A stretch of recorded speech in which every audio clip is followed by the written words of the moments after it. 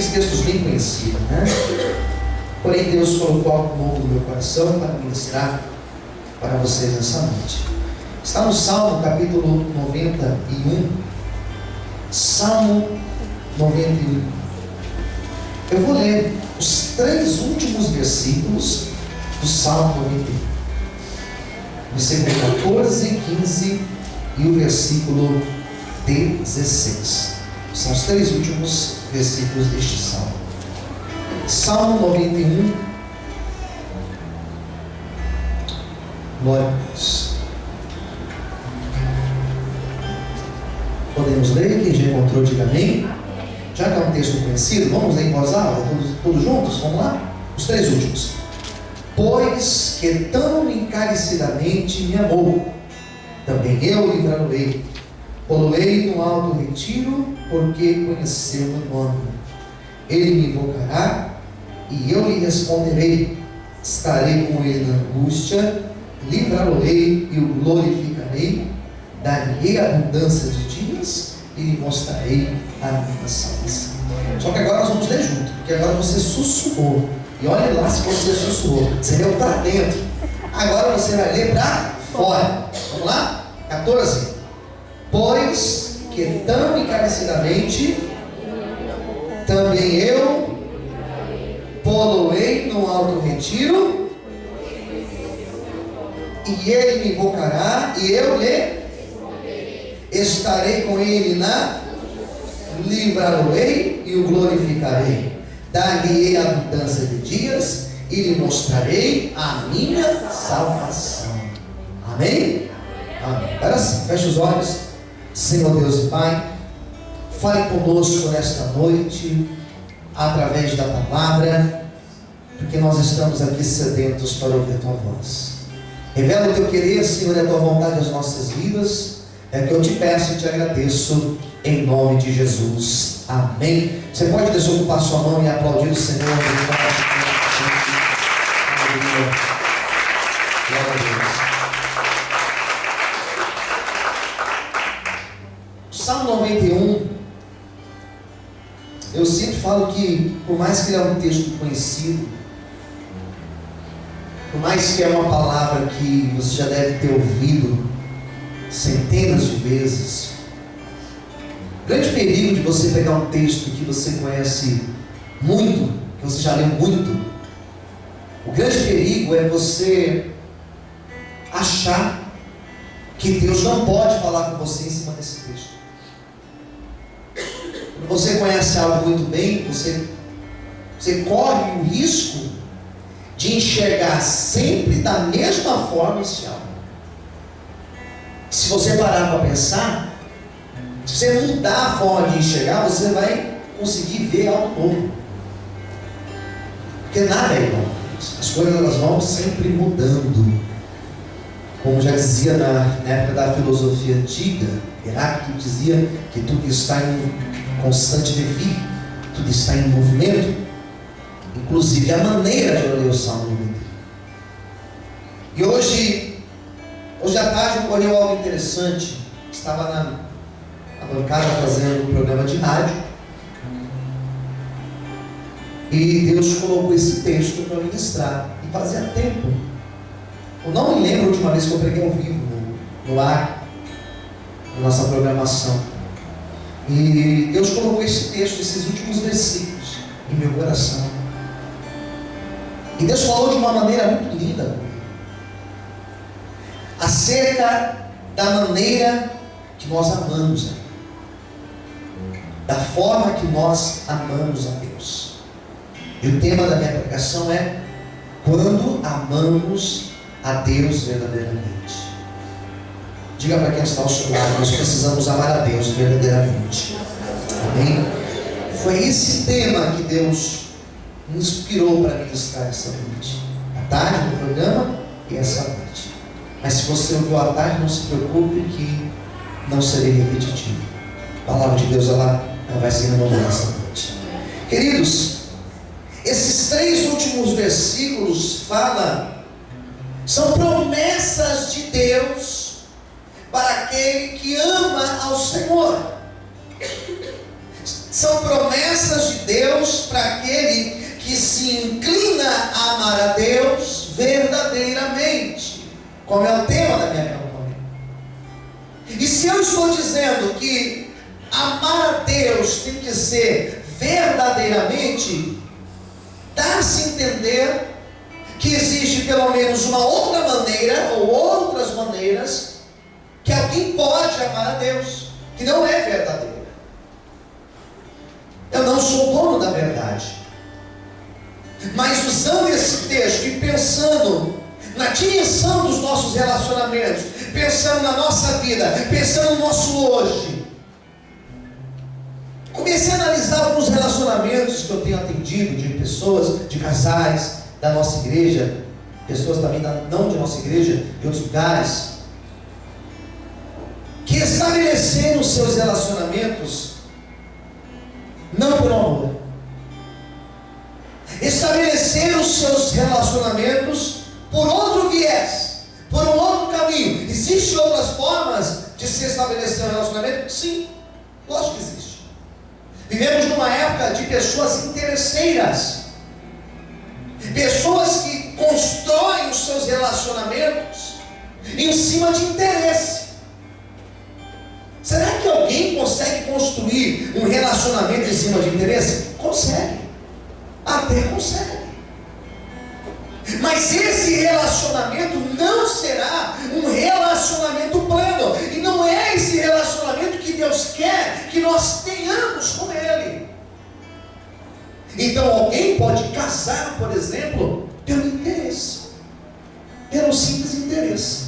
Vou casar com essa pessoa porque essa pessoa é bem sucedida, então eu vou casar com ele, vou casar com ela.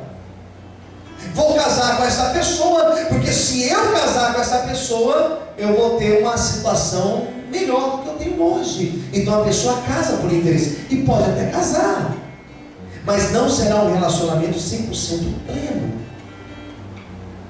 Existe um relacionamento também, uma construção de relacionamento, que é o relacionamento por obrigação, que também não funciona. Sabe o que é por obrigação? É aquilo que muitas pessoas, infelizmente, fazem da sua vida profissional. Eu vou trabalhar, não é porque eu amo o que eu faço, porque eu preciso trabalhar. Então ele vai como que obrigado. É assim nos estudos, é assim na escola, às vezes isso se arrasta até a faculdade, às vezes isso se arrasta na vida profissional, às vezes isso se arrasta no casamento, por obrigação. Relacionamento com Deus não é por obrigação. Nós não estamos aqui porque somos obrigados a estarmos aqui. E eu tenho uma maneira muito complicada assim, complicada modo de dizer, eu tenho uma maneira de enxergar bem para esse caminho. Eu não consigo acreditar muito na imposição. Eu não consigo acreditar que quando você impõe para a pessoa vir à igreja, eu não consigo acreditar que isso funciona. Não consigo acreditar. Às vezes eu vejo os pais que obrigam seus filhos a vir à igreja. Às vezes eu vejo pastores que obrigam obreiros a vir à igreja. Eu acho muito complicado, queridos. Nós temos um trabalho aqui, por exemplo, com os cultos de obreiros, e eu percebo que forçar a barra não adianta. Porque relacionamento com Deus não pode ser por obrigação. Que isso aí antigamente. Eu não estou aqui porque Deus me obrigou. Eu não estou aqui porque se eu não vier, existe um diabo lá fora que vai me engolir. Não é isso. Eu tenho que estar aqui, não por obrigação. E existe ainda uma terceira maneira de se relacionar com Deus, que é pelo medo. A pessoa, ela vem à igreja, ela serve a Deus porque ela tem medo de ir para o inferno. Se não existisse o inferno, ela não viria para a igreja buscar a Deus. Quem está entendendo, diga amém? Também não funciona. Eu não posso olhar para Deus e ver em Deus alguém que me põe medo. Eu não tenho uma imagem de Deus na minha mente, de um Deus raivoso, de um Deus com raios e trovões, e quando ele fica bravo lá de cima, ele manda problemas, raios e problemas na minha vida. Não é essa imagem que eu penso de Deus. Eu não consigo pensar isso de Deus. Eu acredito que para nós criarmos um relacionamento com Deus, precisa ser um relacionamento verdadeiro. Relacionamento com Deus é um relacionamento verdadeiro. Quem entendeu, diga amém. Eu acredito que um relacionamento, de um casamento, eu acredito que um relacionamento com Deus, de um relacionamento até de amizades, eu acredito que ele só é sincero e verdadeiro quando verdadeiramente ninguém é obrigado, ninguém faz por medo, ninguém faz por obrigação, ninguém faz, porque vou fazer, porque se não fizer vai ficar chato, ou por interesse. Não, eu acredito que um relacionamento, quando é verdadeiro, ele é construído em cima de um amor verdadeiro. E esse amor não é interesseiro. Eu não venho à igreja pensando naquilo que Deus pode me proporcionar. Eu não sirvo a Deus pensando que Deus pode me dar um carro bom. Eu não estou aqui na igreja pensando que Deus pode me tirar de uma dívida grande e me tornar um grande empresário. Eu não estou aqui porque eu vou vir aqui, eu vou à igreja porque eu quero arrumar uma namorada, eu quero arrumar um namorado, eu vou à igreja porque eu quero ser alguém bem sucedido em todas as áreas da minha vida. Não, nós precisamos estar aqui pelo fato de nós acreditarmos em Deus, e um Deus que é grande, e um Deus que é bom, e um Deus que já nos deu a salvação, e nós ficaremos a nossa vida inteira pagando, e jamais conseguiremos pagar o preço da salvação do Senhor para as nossas vidas. Nós adoramos a Deus, não por aquilo que Ele faz, mas por aquilo que Ele é e representa para a nossa vida. Quantos conseguem glorificar e exaltar o nome de Deus? Aleluia! Relacionamento verdadeiro. Eu não creio, irmãos, em obrigar a pessoa a vir à igreja. Quando uma família me procura para falar de internação, primeira pergunta que eu faço, qual é? Qual é a primeira pergunta que a gente faz daí? Ele quer ser internado? Pastor, ele às vezes quer, às vezes não. Então eu falo para ele se decidir, e quando ele quiser, nós ajudamos ele. Por obrigação não adianta. Quem concorda, diga amém. Não adianta, né, Fábio? Obrigar a pessoa não adianta. Ele quer. Ele quer muito. Não, ele não quer. Tem como deixar ele amarrado lá? Não tem como deixar amarrado. As coisas precisam ser de maneira livre.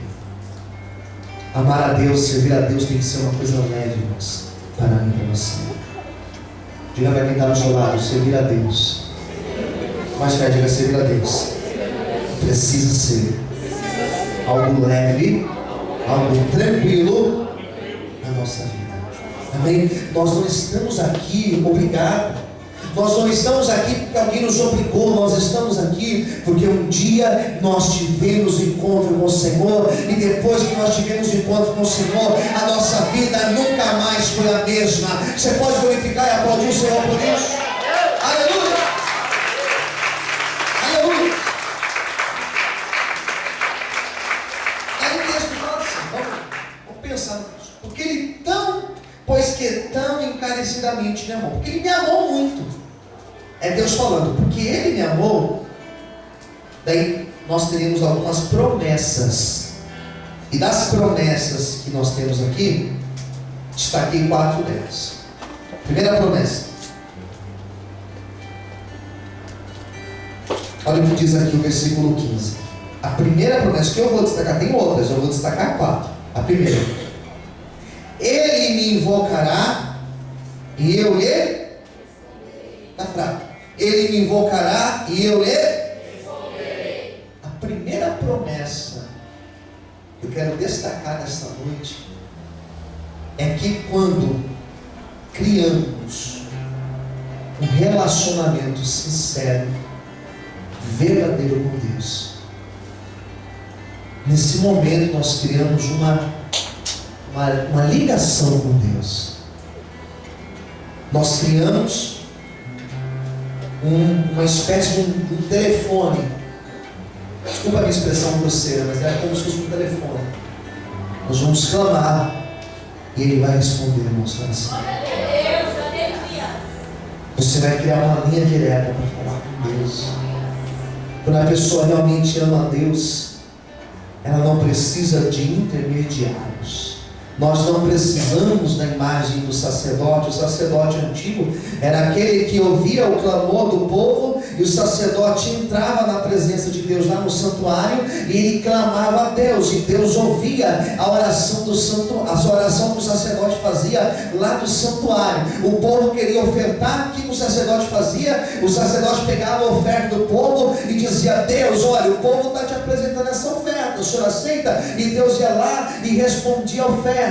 Diz a Bíblia que o sacerdote da antiguidade, ele era o único que poderia entrar lá no Santíssimo, que era um lugar dentro do templo, que existia uma cortina que separava do local santo do Santíssimo. Somente o sacerdote poderia entrar no Santíssimo.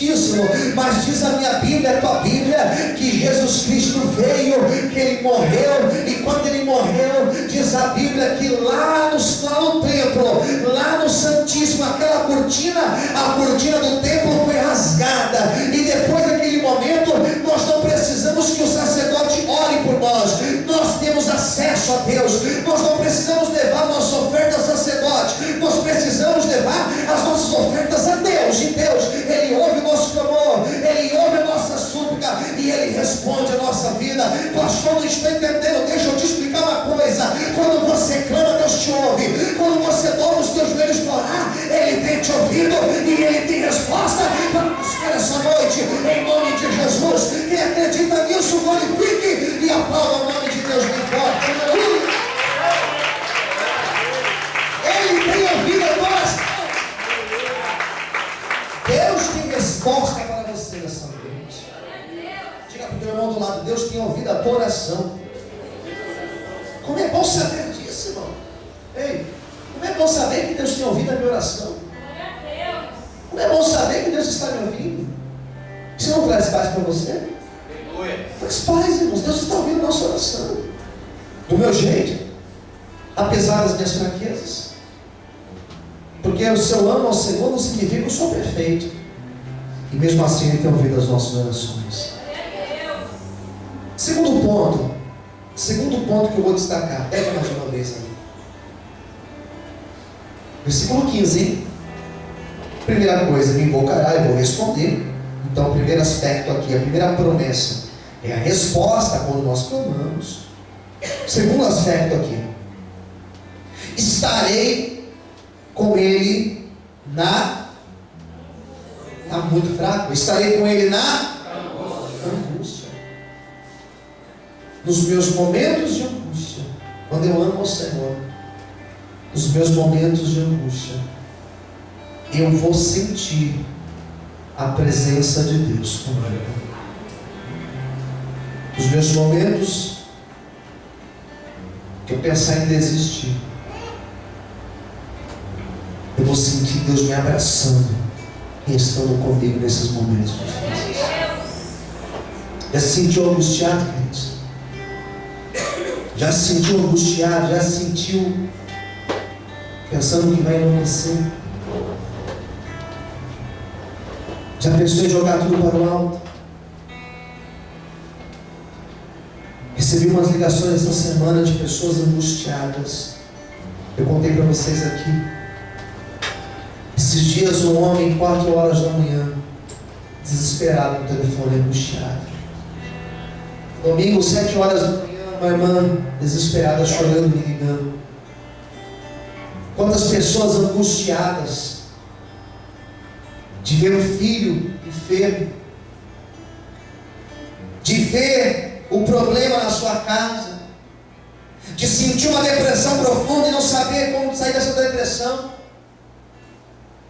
Quantas pessoas nós temos visto na igreja e também fora da igreja, passando por um momento de angústia, passando por um vazio na vida, por uma fase tão difícil, com desejo de parar, desistir de tudo, com desejo de abandonar tudo. Talvez esse ano aqui foi um ano difícil para você. Hoje era 3 horas da tarde, uma irmã me ligou e começamos a conversar, e ela me disse: pastor, esse ano foi difícil, foi um ano que eu passei por muitas angústias, mas eu glorifico a Deus, pastor, porque até aqui o Senhor tem me sustentado. Eu quero dizer para você que ama Deus, que tem colocado Deus como tua prioridade, nos seus momentos de angústia. Deus não está dizendo que nós não teremos angústia. Ele está dizendo: você vai ter angústia, você vai ter desejo de parar, você vai ter desejo de desistir. Só que nesses dias a minha presença vai te abraçar. Eu vou te segurar pela mão e eu vou te dizer: não desista, porque eu estou contigo para te dar vitória. Você pode glorificar a Deus por isso. Aleluia. Estou sentindo Deus aqui. Eu estou sentindo a presença do meu Senhor aqui. Eu estou sentindo a manifestação de Deus aqui. O Espírito Santo já começou a se mover. Glorifica a Deus. Você não vai parar de dizer: Senhor, você não vai desistir do Senhor. Está difícil, meu coração está apertado, mas Ele está contigo nos teus dias de angústia. Estarei no meio da angústia. Sabe por que na angústia o Senhor precisa estar conosco? Porque na angústia nós ficamos sozinhos. Quer ver uma coisa? Chega no seu trabalho segunda-feira, e fala assim com as pessoas: estou triste. Sabe o que vai acontecer? Todo mundo vai te abraçar, vai falar: oh, fica triste não, amiga. Oh, amigo, não fica triste não. Toma esse chocolatinho aqui, vai te abraçar. Ah, vamos lá para casa hoje, vamos embora junto hoje. Mas todo mundo fica perguntando de você. Quando você voltar do almoço, vão te ligar para saber se você está melhor. Isso no primeiro dia. No segundo dia, irmãos, chega lá e fala que você está angustiado, está triste. Eles vão se preocupar com você, vão tentar te ajudar. Agora chega no terceiro dia, no quarto dia, vão começar a fugir de você. Ninguém suporta estar perto. Ninguém quer ouvir você choramingando os seus tormentos. Fica uma semana inteira dizendo que está triste. Daqui a pouco ninguém vai suportar olhar para você. Só os verdadeiros ficarão ao nosso lado. E às vezes Deus permite nós ficarmos sozinhos. E nesse momento que nós ficamos sozinhos, é a hora que o Espírito Santo vem e faz assim com a gente, ó. Ele te abraça e fala assim: ei, estou contigo nesse momento de angústia. Você não está sozinho. Pode uma mãe te esquecer, pode o pai ter te esquecido, pode aquele teu melhor amigo ter te esquecido, a tua melhor amiga ter te deixado, mas eu estou contigo nos teus momentos de angústia. Quantos conseguem glorificar e exaltar o Senhor conosco? Aleluia!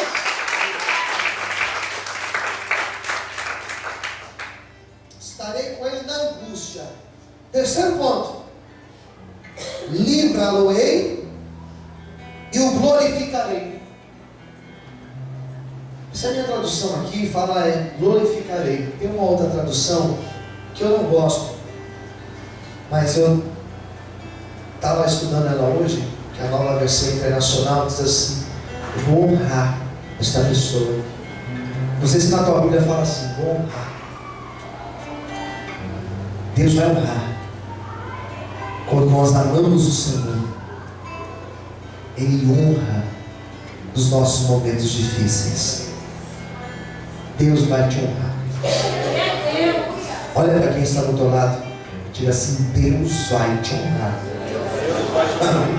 Ei, não sei em que área, eu não sei em quais circunstâncias, mas eu estou profetizando nesta noite como um profeta de Deus, que o tempo da honra do Senhor. Levanta sua mão direita, aprenda, levanta sua mão direita, é algo profético para a tua vida. Senhor, como um profeta teu, eu quero declarar um tempo de honra para a vida do teu filho, para a vida da tua filha, Senhor. Meu Deus, honra o teu servo, honra a tua serva, Senhor, honra o teu filho que tem passado por afrontas, honra a tua filha, Senhor, que tem passado por perseguições, honra essa pessoa que tem sido humilhada, Senhor, honra o teu servo, honra a tua serva, meu Deus, porque nós te amamos, ó Senhor. Quantos conseguem aplaudir e glorificar o nome de Deus? Aleluia! Mais aplausos ao Senhor essa noite. Aleluia!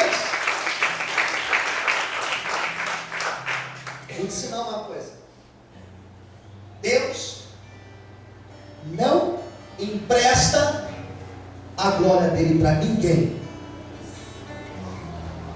Deus só vai te honrar, Deus só vai te colocar no degrau mais alto se o teu coração mostrar para Ele que quando você subir no degrau mais alto, você vai levantar sua mão e você vai dizer: toda honra e toda glória seja dada a Deus. Deus não vai honrar se ele perceber que o nosso coração, quando estiver lá em cima, nós vamos pisar em quem está embaixo. Deus não vai honrar.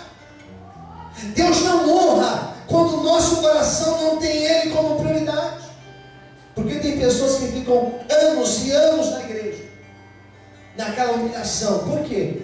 Porque são pessoas, vou falar uma verdade agora, são pessoas que, se Deus honrar hoje, amanhã ele já não passa nem na porta da igreja. Então Deus, como tem um propósito maior na nossa vida, que é o propósito da salvação, às vezes Ele permite a pessoa arrastar uma vida difícil, mas ser salvo no final. Se você precisa ser honrado por Deus, ame o Senhor, queridos, como nós louvamos hoje em espírito e verdade, e você verá a resposta de Deus na tua vida. Encerrando agora a minha pregação, quarto aspecto. Então, o primeiro foi a resposta. O segundo, estar conosco nas angústias. O terceiro é a exaltação de Deus perante as nossas afrontas e lutas. Em quarto lugar, versículo 16: dar-lhe-ei abundâncias de dias e lhe mostrarei a minha salvação. Qual é o maior propósito de Deus? Salvação. Quando Jesus veio, Ele não falou assim na palavra dele: eu vim para que tenham carros e carros com abundância. Ele não falou isso. Eu vim para que tenham casas e casas com abundância. Tampouco falou isso. Eu vim para que tenham dinheiro e dinheiro em abundância. Não, pelo contrário, ele falou assim que o dinheiro é a raiz de todos os males. A gente tem que tomar cuidado com o dinheiro. Quando ele veio, ele falou: eu vim para que tenham vida e a tenham com abundância. Ele falou lá em Lucas 19: eu vim para salvar aquele que estava perdido. Para que Jesus veio, pastor? Trazer salvação para a nossa vida. Porque não adianta ganhar o mundo inteiro e lá no final das contas perder a salvação. Não adianta construir um castelo nessa vida e depois que nós partimos dessa vida, ficará o castelo aqui para quem quiser, e nós não teremos nada para apresentar perante o Senhor. O que Deus quer na minha vida, na tua vida, apesar de todas as coisas, apesar de honra, de vitória, de bênção, o que Deus quer é principalmente salvar você, salvar a tua casa, salvar a tua família. E nessa noite eu quero profetizar uma palavra de salvação sobre a tua vida. Eu profetizo que o ano de 2014 será um ano de salvação na tua casa, será um ano de salvação no meio dos teus. Eu profetizo que você chegará aqui no prazo de um ano, você chegará aqui, subirá nesse altar e vai dizer: hoje eu e minha casa servimos ao Senhor. Quem recebe esta palavra, adore e glorifica o nome de Deus nessa noite. Se você recebe essa profecia, aplauda a Deus, porque Ele vai alcançar a tua casa, a tua família, vai alcançar os teus, vai alcançar os teus, vai alcançar o teu casamento, vai alcançar os teus filhos, vai alcançar os de longe, os de perto. Aleluia! Deus tem propósito de salvação nas nossas vidas. Deus quer trazer salvação na nossa casa.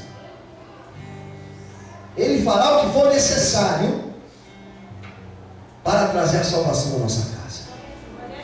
Glorifico a Deus, porque hoje eu posso dizer: eu e minha casa servimos ao Senhor. Glorifico a Deus. O último que veio foi o meu pai, que é o membro mais frequente desta igreja, que está aí na presença do Senhor. Foi o último que veio, e Deus cumpriu a promessa. Estava em cima do leito, 28 dias em coma. Eu caí de joelhos e falei assim: Senhor, os médicos disseram que o Senhor vai levar. Os médicos disseram que não tem jeito. Senhor, mas se o Senhor tem uma obra realmente a cumprir, se o Senhor verdadeiramente é na minha vida, eu quero batizar o meu pai, porque a tua palavra diz que aquele que crê e for batizado. Então eu quero batizar o meu pai. Eu glorifico a Deus, porque Deus deu vida, está aí hoje, salvo e liberto para a glória de Deus. Amém? Você pode aplaudir o Senhor nessa noite. Salvação vem para a tua casa, irmão. Salvação vai entrar na tua casa. Dali abundância de dias e lhe mostrarei a minha salvação. Quem recebe esta palavra linda, diga amém. Eu quero orar por você nesta noite. Convido você a ficar em pé nesse instante.